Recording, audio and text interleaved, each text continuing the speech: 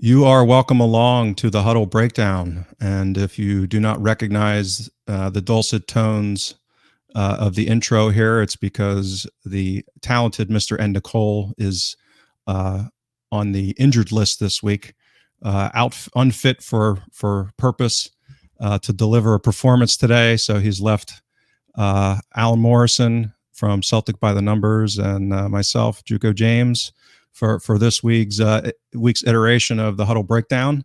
Alan, how are you getting on?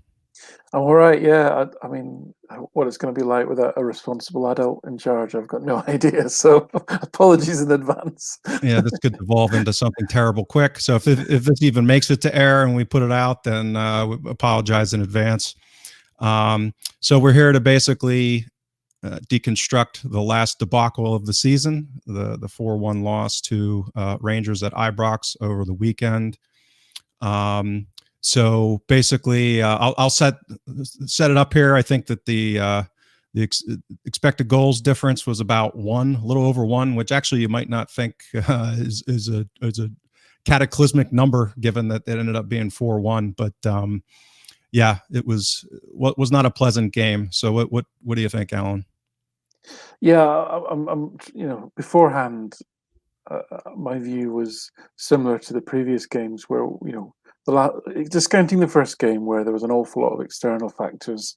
Celtic's, lineup was poor and they didn't have a shot on target. And the last three games, although Celtic hadn't won, you'd sort of be thinking, well, what makes you worried? What makes you worried is if you're not creating any chances, you're not having any shots on goal, etc. And in those three games, by virtually every metric that you would use to sort of, assess a game, really, Celtic had been slightly ahead. And although I'm not, they lost the game, fair enough, for various reasons. Can't put the ball in the net. That's nobody's fault but our own. It still allowed a level of not if not confidence, then at least a bit of optimism for this game. But in many ways, it actually everything the Celtic season where everything that could have gone wrong has gone wrong, and the season for the Rangers where all the sort of variables, if you like, have kind of stacked up in their favour. Basically, just was on speed for this game, and just kind of everything coalesced, and the result was a hammering. And fair play. Again, I think whatever people might say or think, I think I've been pretty consistent in being very complimentary about how well a team they are set up, how well they are, coached, how well they're organised, and getting a goal up in this case in a game like this, and especially against 10 players, they're able to control the game with very, very, very patient play, and absolutely suited them down to the ground. They actually, again, as has been the case all season, Celtic have put them under no pressure, and they were allowed to play completely pressure-free throughout the match, and just really have a bit of a stroll on a Sunday, which is sad to say. I mean, I don't know what you felt was. I mean, obviously Celtic started quite promisingly. There was a couple of early chances, and then I think the Rangers got back into it a little bit, and then the goal stroke sending off was clearly had a massive impact on the game, because Celtic set up with a midfield of Turnbull, McGregor, and Brown, and that, as we've talked about many times, the lack of mobility, the lack of energy in that three central midfield is just always going to be high risk. If you then remove the one that has got some energy and up and down ability in McGregor, suddenly you've got a massive hole. And I think we'll probably touch on Scott Brown. I don't want to hammer Scott Brown 3 games away from his last Celtic performance, but my No. God, if ever there was a case to be made for all what I've been saying all season, it was kind of this game. But what were your thoughts on the sending off? Harsh, fair? Yeah, I mean, I think first of all, as we go over and over again, the idea of variance. I mean, this was that official's first derby game. Young guy. Actually, from what I read, I think he grew up a Celtic supporter. Not that that matters. Again, I tend not to, get too caught up in these things. He was kind of quick, probably, for a derby match on both McGregor's, but in fairness, Simpson's as well. I think a Bobby Madden probably lets both of those go. I mean, he's let outright assaults go at times early in these fixtures. So, you know, it probably some bad luck relative to that first yellow. I think the second one was just, you know, I think as most people probably think was well earned. And, you know, there was some, I read various people about the letter of the law, and I've heard people discussing it. Yes. Yeah. There's always discretion. Listen, I'm actually Yeah. going to, just to make it a bit of fun, I'm actually going to disagree with you on that. I think the first one was absolutely spot on because, again, Brown was out of position. He'd already been bypassed, and McGregor brought Kent down because he had to. And to me, I'm not to me disagreeing. that was a fair. The second one, I felt there was a little bit that actually, if you look at it, I don't think McGregor even sees the player coming. And so if you want to say, if you're going to send him off for something, if you intentionally brought the guy down, I could think you have a point, but I don't actually think he even saw the guy coming. And yes, it was clumsy. But at the end of the day, the referee, this letter of the law nonsense, right? The referee absolutely has discretion to sort of say, how do I want to refer this? Am I looking to make this a game where I'm going to flourish the card for every slightly mistimed tackle? And he didn't, because he didn't actually book anyone after that, right? Or I'm going to try. And again, I come back to when you hear the referees, especially in England, talk about, look, I don't want to send anyone off. I'm going to try my best not to. So it's a big game. You know, a lot of people watching. They want to see a game of football. I don't want to have to send anyone off unless I really, really have to. Did he really have to send McGregor off? I don't think he really had to, but he chose to.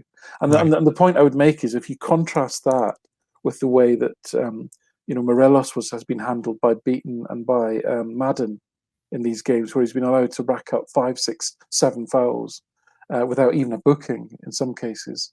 Then you know, you can see there's an inconsistency of how the game is approached. So I do think you know, McGregor was put into a position, one where he absolutely deserved a yellow card, and the second where, again, he's covering in a place that he's not good at covering in. He's not good at that. He actually physically gets flustered. His body shape goes all out of control. You see him in defensive situations. Sometimes it's quite interesting. But well, it was a flashback to, you know, the Sparta Prague games, where he's running around like a headless chicken trying to cover two-man midfield, and that's I raised the letter of the law topic because I knew you'd have a better sense of the officiating aspect of it than I. There's always discretion. There's always no, agreed. I understand. I wasn't really debating whether or not they should have been yellows, because again, I'm not a rules expert. I don't have a great sense on the letter of the law, so to speak. My point was more broadly that I could see those first two having been called differently in different games, more so that, because I actually agree with you. I mean, if I had to, you know, you put a gun to my head and say, do you think those first two were yellows? I actually probably would say both Simpson and McGregor, you know, regardless that they were so early in a I think the head, the elbow to the head. I mean, he wasn't trying to hit him. It was just.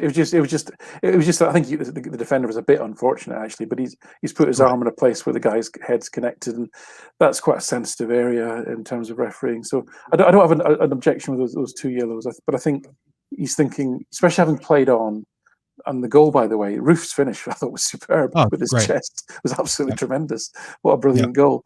But, you know, did he really need to send McGregor off? I don't think. Probably not. Yeah. And again, that was now the irony is I actually cited this. You may have different numbers with your data collection, but I think our pro-rated defending got better when we went down to 10 men. Because again, we pretty much went to 4-3-2 and had kind of a back, you know, flat three in midfield with El Yunusi, Brown and Turnbull. And so we had more, you know, more bodies in the midfield versus the 2 and 1 in the 4-2-3-1 with Turnbull further forward as a 10. And so I think actually, ironically, even with, and we'll get back to this in a little bit, as far as you know, the adjustments that weren't or were made once we went down a man. You know, our prorated XG concession in those first 26 minutes before McGregor was sent off was over 5. So if we'd kept conceding XG at the rate that we did in those first 26 minutes, you extrapolate that over 93 minutes, we would have given up over 5 in XG to Yeah, Rangers. yeah, I had similar-ish. I think the point is that they'd racked up about half of their XG for the game by the time the first goal went in, and Right. therefore, it didn't Well, get massively sort of worse than that. I know we conceded 4 goals, but actually, they didn't create that many chances. But having said that, you know, they went back into the cruise second, control again. well, the second half when they just came out and kept the ball for the first, 10, 15 minutes, and then scored. Roof scored a good goal where he moved and nobody else did. Another good, great finish. Right. Listen, that was very easy for them, to be fair. But I, Well, but I did worry about that 4-3-2, to be honest, because what you would, I guess, traditionally, well, it was traditionally, but what I would have expected was to be a 4-4-1 really, and at least have something to guard the flanks, because Barisic was, and Tavernier were putting in attempting a lot of good crosses, and put in a number of very good crosses as well. So I was kind of surprised at that and also just to give the midfield some more bodies really, with Brown and Turnbull in there. But yeah, I don't think it would have been any worse either way, as it turned out. yeah, and my biggest problem with the game in general was actually how it was managed. I mean, I thought this was a perfect example where the manager was directly culpable for Yes, setting the team up to lose, and yeah, not intentionally, but uh, in the battle of wits, Celtic were absolutely blown away in this game. I mean, Rangers came in with a 4-4-2 diamond, not something that they've played very much, but was, and even Gerard in the post game basically said that they came in set up this way specifically to attack I'm not quoting him on this, but I'll say it, the glaring weaknesses that a blind person could see in that we've been talking about most of the season for Celtic. So, you know, um, basically making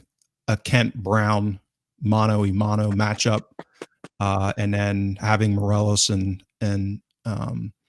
Roof, look to go mano a mano against the center backs, and then have them moving around quite a bit, making it dynamic and a lot of movement and dragging yeah. Brown out of position, Because Welsh it out of was it position. was it was actually, I mean, whereas the previous game they played 4-4-2 out of possession, a very compact 4-4-2. In this game they actually played a 4-3-3, and consequently Celtic got through that first line, that three, who played quite high, very easily. Right, Um, I mean, I know it's easy, but I would have gone 4-3-3 and matched that up. I'd have right. had Sorrell, Christie, and McGregor in midfield, and then Forrest, Elyounoussi, and Edouard. And actually, I'd like to see that game. I think that'd be a really good game. I certainly think we would give a massively better account of ourselves.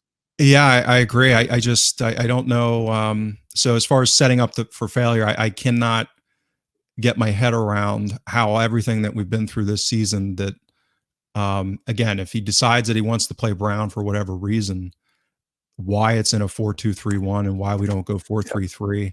I Right. just Towards the end of the first half, Brown had been packed, as in he'd been bypassed more times than he'd completed passes. Okay. right. He Yeah. actually completed in 60 minutes less passes, or the same number of passes as McGregor did in the short time he was on the pitch.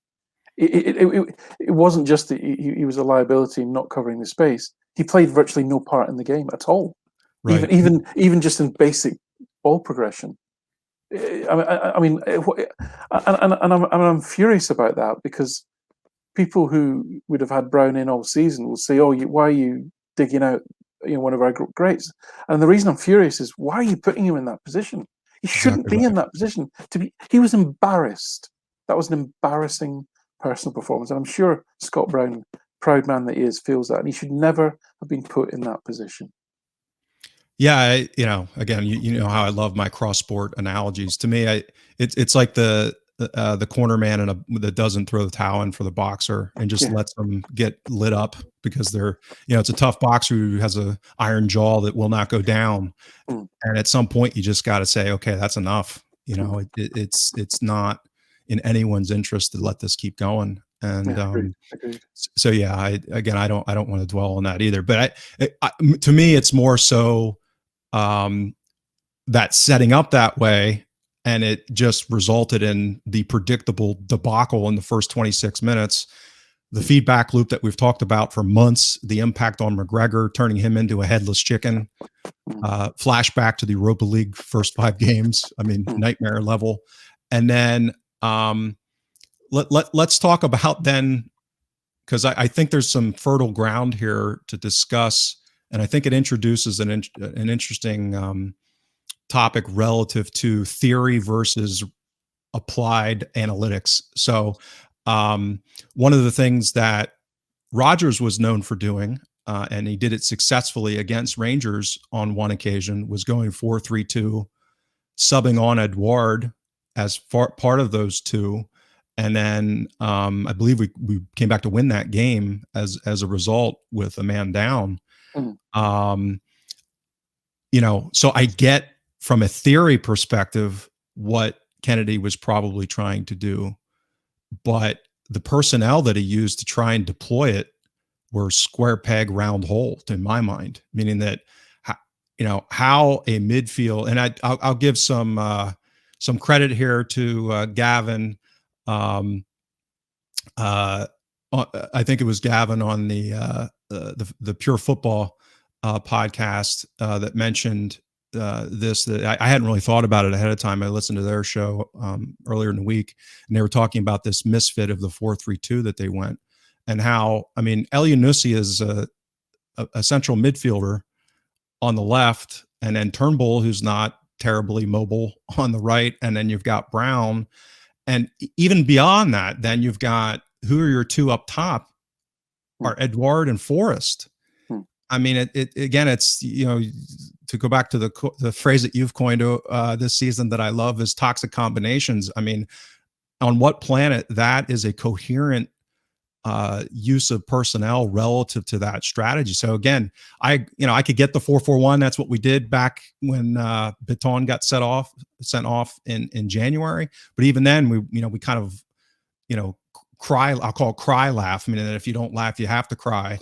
When we ended up with Rogic and Brown as the middle two in the midfield four, this seemed to be comparable. I mean, how there wasn't an immediate substitution to make a change there, to get either Forrest off and put someone up top that's going to help, or bring in Soro, even put Soro with Brown and move Elyounoussi up as one of the quote unquote two or strikers with Edouard. I mean, to not make any changes and then to kind of see it out to halftime and then come out with that again. I mean, so we set up to fail.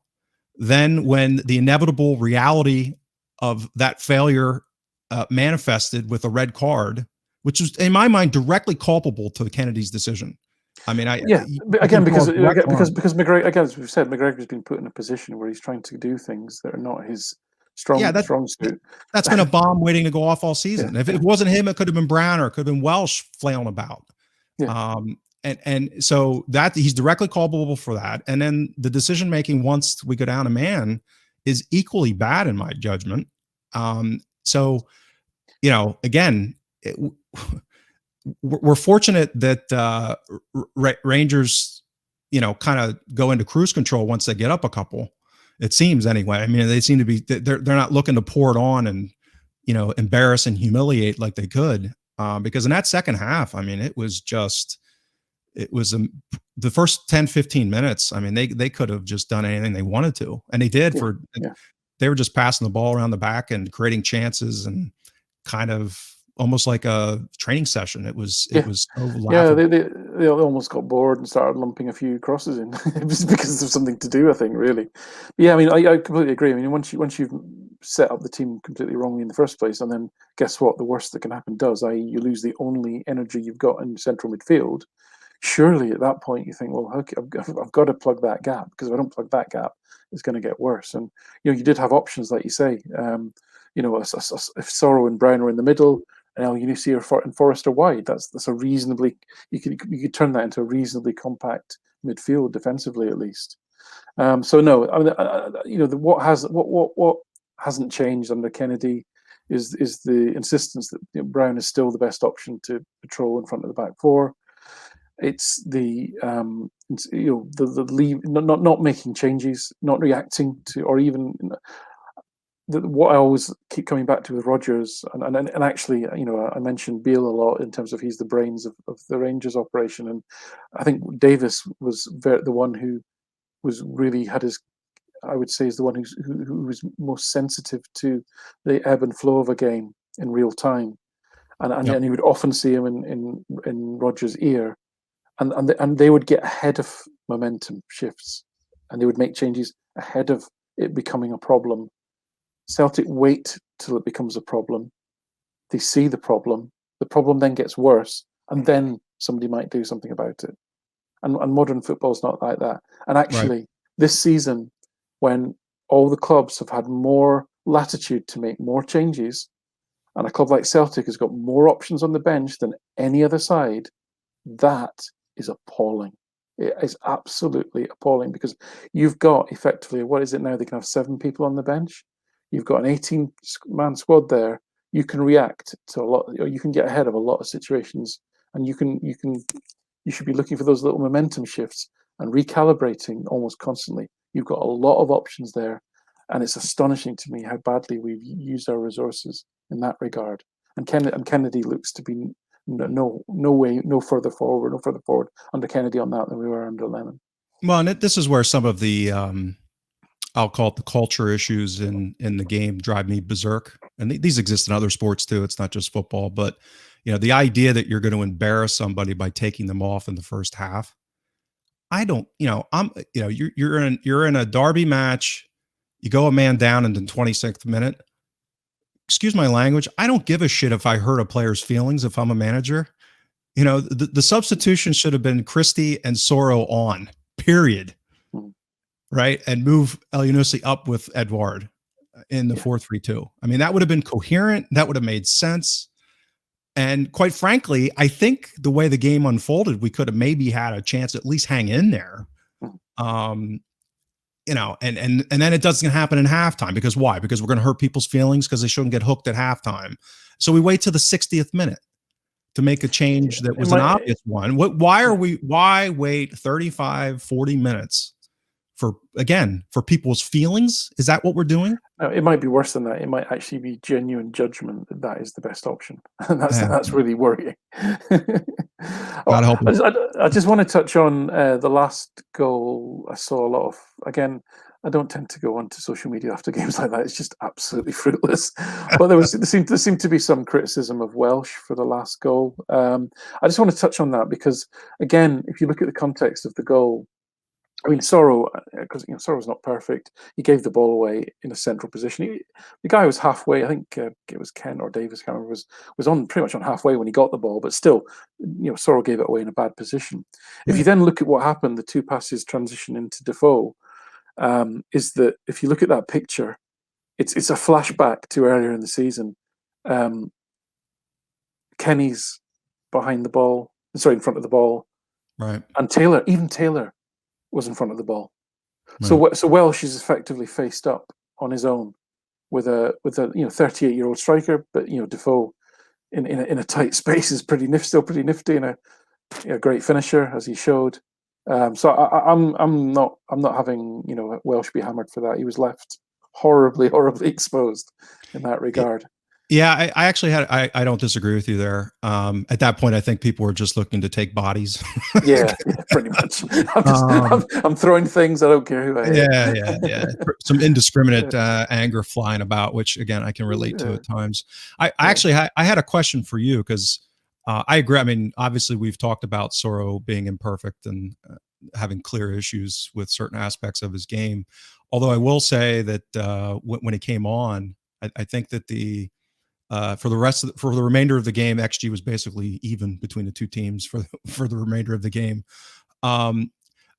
My question for you is relative to him turning that ball over. I don't know if you remember the sequence there, but I believe it's Turnbull in kind of the right half space.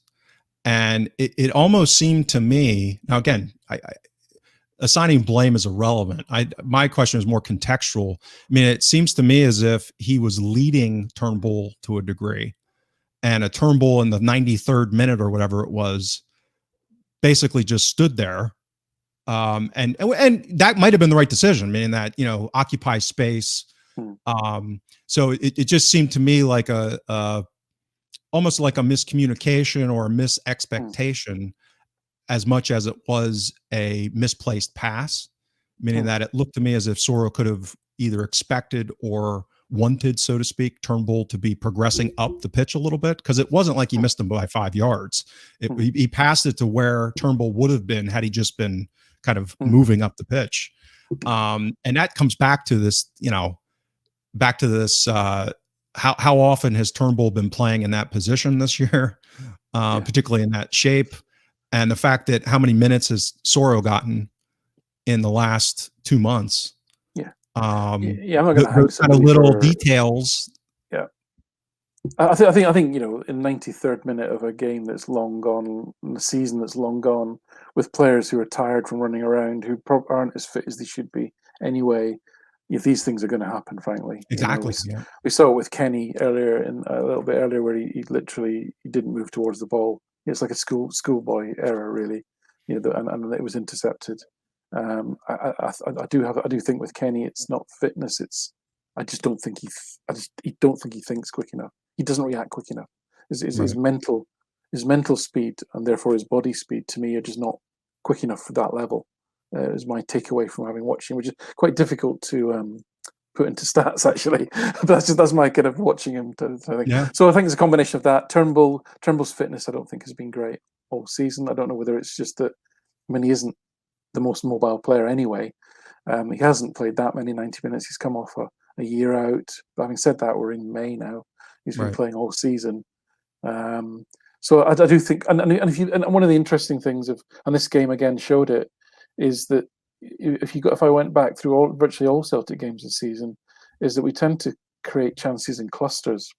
And whereas if you compare that again back to the Rodgers, I can't even say it. Relentless was the word that he used, and I can't. Whereby the team was always on the front foot, always looking to go forward, and there would be kind of a fairly kind of constant pressure throughout the game.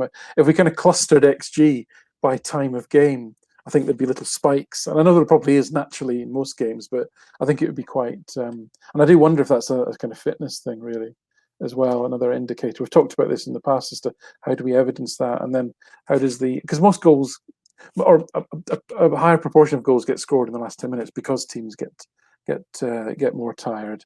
But I do wonder what the XG distribution by time is for Celtic, and comparing it to Rodgers would be an interesting analysis to do to see whether that would reveal both for and against actually are Celtic actually as fit as they could be.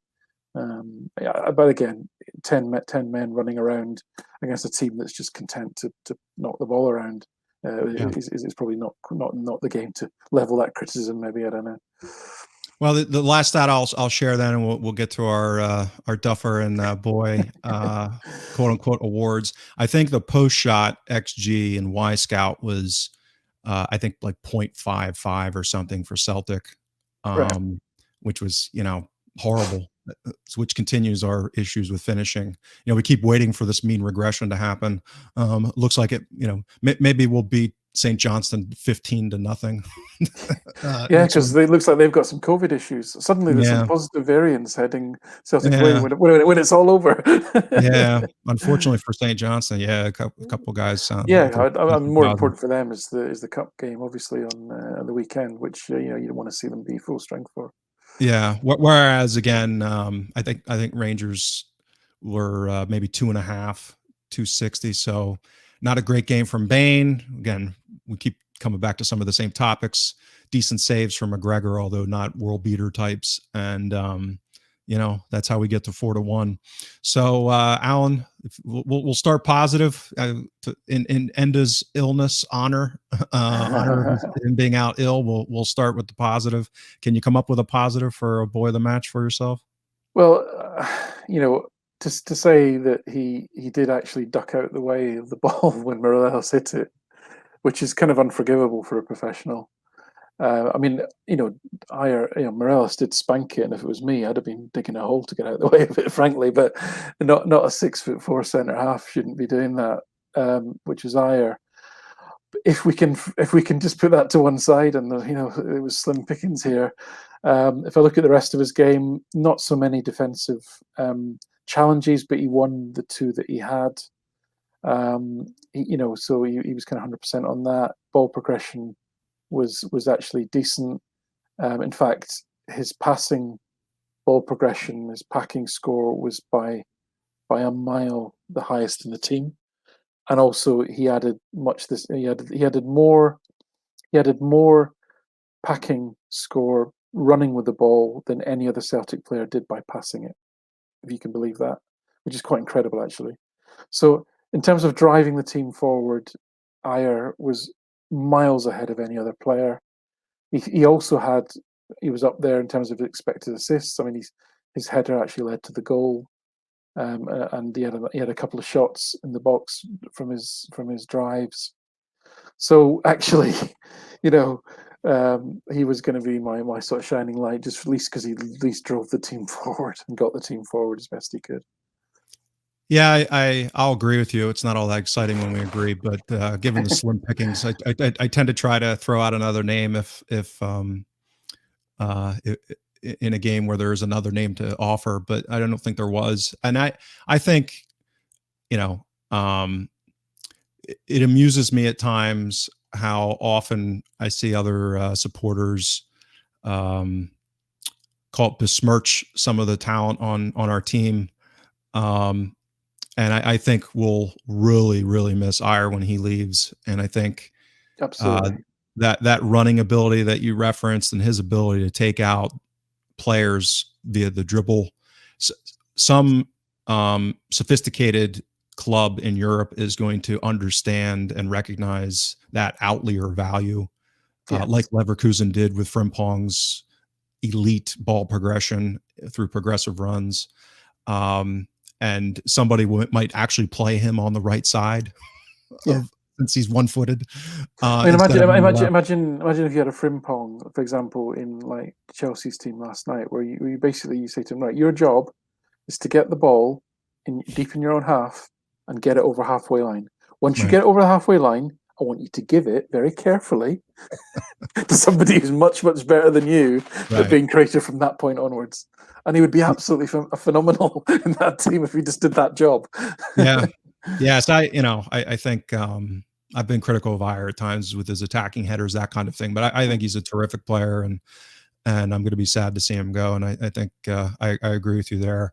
So your buffer of the I'll match. just sorry, no, before we get Yep. into that, I will honourable mention just to kind of I'd throw something a bit different to the mix. I will give an honourable mention to El Yunusi. He actually led the team in sort of possession win backs. He won it back 5 times.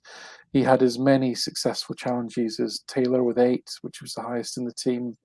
He gives the ball away a lot. My goodness, Dylan, you see, he really does. Doesn't always make the great choices. And he did have the highest expected scoring contribution overall, 0.7. So in terms of looking at expected goals plus expected assists, his was the highest. So I'll give a kind of honourable mention to El Yunusi as well. Fair. Yeah. Yeah. He was the only other one I even thought about.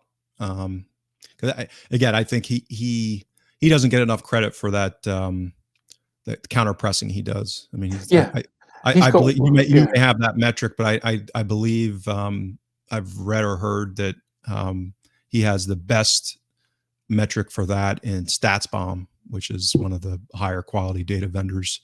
I don't have Uh, something called counter pressing, but I'd be interested to know how it's calculated because I might be able to derive it from a yep, new. Yeah, yeah. yep. So, all right, your Duffer Award.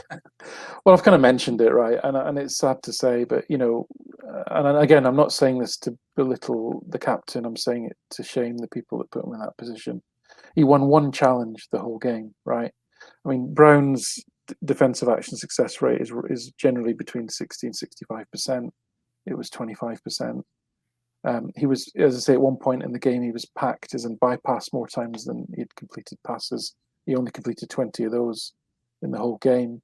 He did have one key pass and created one chance, but and just to see them line up to run past him was just it's just not how he deserves to be remembered at all. So not Brown Duffer, but not for his sake, for the people that chose him. Yeah, and I'm gonna agree, and I'm gonna award mine to John Kennedy as a result. I'll be a little non-traditional, Yeah, already yeah, having lambasted him, but yeah, I think the he almost like if I was a Rangers Lex Luthor and would hack into Celtic and engineer a way to try and humiliate our captain in his mm, last derby, I would have probably implanted a virus in the system that generated this game plan. yeah. I mean, it was just absurd. So, in full agreement. Um, well, I think we'll wrap it up there if that's all right with you, Alan. I know you've got some other things to do with your life rather than talk to me. Thankfully, hopefully your life's not that pathetic. It's just work, Um, unfortunately. oh, okay. Yeah. Great. Well, that's it. Hopefully, we'll get Enda back next week as he recovers from his ailment. And if you can follow us on social media, we got the Twitter account. If you download this on Spotify, iTunes, give us a rate and review if you can on iTunes. That would be great. If you want to see our beautiful faces on YouTube, we also throw it up there. So thanks a lot, and we'll talk to you next week.